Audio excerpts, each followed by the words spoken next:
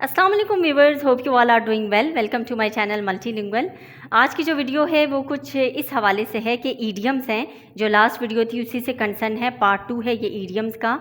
तो बहुत से ऐसे ईडियम्स हैं जो मुझे खुद इवन कि चाहे उर्दू लैंग्वेज हो, चाहे इंग्लिश हो, चाहे पर्शियन हो, मुझे उसमें बहुत अच्छे लगते हैं, बहुत इंटरेस्टिंग, बहुत अच्छे अच्छे होते हैं। और सबसे इनमें जो अच्छी बात है वो ये है कि ये एडवाइसेस होते हैं और इनमें बहुत वाइज बातें होती हैं, बहुत विजडम की बातें भी होती हैं ना। तो इसलिए मैं ख़ुद इनको पर्सनली लाइक करती हूँ। तो आज की भी हमारे पास बहुत अच्छी इंटरेस्टिंग मैंने निकाले हैं आप लोगों के लिए बहुत अच्छे अच्छे इडियम्स। तो देखते हैं क्या इडियम्स हैं। So let's go towards the video. Idioms in Persian part 2। सबसे पहले हमारे पास जो इडियम है वो है शफ नाको। शफ नाको उर्दू में इसके लिटरल मीनिंग है दबे हुए अल्फाज में बात करना। नेक्स्ट इसके अगर लिटरल मीनिंग हम लोग देखें उर्दू में तो वो ये भी होते हैं पहेलियाँ मत बुझाओ। नेक्स्ट जो देखें लिटरल मीनिंग वो ये भी हो सकते हैं जो बोलना है साफ साफ बोलो, क्लियर बोलो, ऑब्वियस बोलो। जैसा कि बाज़ लोग हमसे बात करते हैं, उनकी बात क्लियर नहीं होती है, उन्हें हमें समझ नहीं आ रही होती है वो हमें क्या कहना चाह रहे हैं, किस हवाले से वो पॉइंट आउट कर रहे हैं, ऑल दैट। तो हम उस स्टेज पे, उस जगह पे ये बोल सकते हैं कि शफ ना को, यानी कि इस तरह से बात नहीं करें, पहेलियाँ मत बुझाएं, क्लियर बोलें जो बोलना है। तो वहाँ पे ये इडियम जो है फिट होता है और हम लोग यूज़ कर सकते हैं।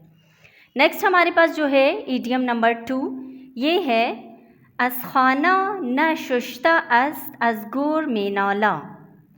असखाना न शुश्ता अस्त अजगोर मेनाला। उर्दू में इसकी जो लिटरल मीनिंग है वो ये है, यानी जो शख्स अपने घर के अंदर इज़्ज़त व वक़ार नहीं रखता वो बाहर वालों से शिकवा करता रहता है।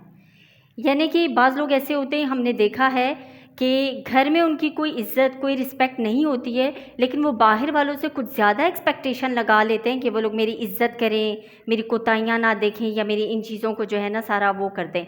तो इस तरह से यहाँ पे जो है ये इडियम फिट होता है और हम यूज़ कर सकते हैं कि जिस शख्स की अपने घर में कोई उसकी रिस्पेक्ट नहीं होती तो बाहर वालों से जो है वो एक्सपेक्टेशन लगाता है कि वो मेरी रिस्पेक्ट करें। देखते हैं व्यूवर्स नेक्स्ट हमारे पास क्या क्या हैं इडियम्स। सो नेक्स्ट हमारे पास है फ़ारसी में अम खुदा अम खुरमा। अम खुदा अम खुरमा, इसे लिटरल मीनिंग इसके उर्दू में है सब कुछ मिलने की चाह करना। यानी बहुत से ऐसे लोग हमारे सराउंडिंग्स में होते हैं, हमने देखा है कि अल्लाह ताला ने उन्हें अपनी नेमतों से माला माल किया है, इतनी नेमतों से नवाजा है, उसके बावजूद भी ये इस तरह दिखाई देते हैं कि उनके पास तो ये चीज़ क्यों नहीं है, ये चीज़ क्यों नहीं है, या ये डेफिशिएंसी क्यों है उनकी लाइफ में। तो वहाँ पे ये फिट होता है, वहाँ पे ये इडियम हम यूज़ कर सकते हैं कि ये शख्स तो है तो कहता है अम खुदा अम खुरमा, यानी कि सारी चीज़ें मेरे पास हो और मेरी लाइफ परफेक्ट हो, इवन कि हम जानते हैं कि ऐसा नहीं होता है। ठीक है, नेक्स्ट हम देखते हैं क्या है हमारे पास। जिगर जिगर अस दिगर दिगर अस्त। जिगर जिगर अस दिगर दिगर अस्त। उर्दू में लिटरल मीनिंग इसके हैं अपना खून अपना होता है और पराया पराया होता है। तो इसमें बिल्कुल क्लियर है, हमें समझ भी आ रही है कि क्या ये इडियम कहाँ पे फिट होता है, किस तरह से हम बोल सकते हैं।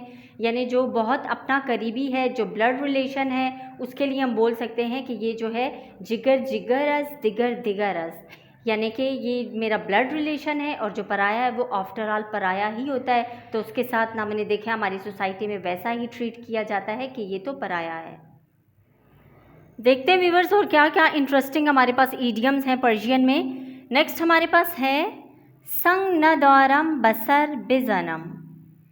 संग न दौरम बसर बेजनम, उर्दू में इसके लिटरल मीनिंग होंगे अपने किए पे पछताना, या ख़ुद को मलामत करना, या ख़ुद को कोसना।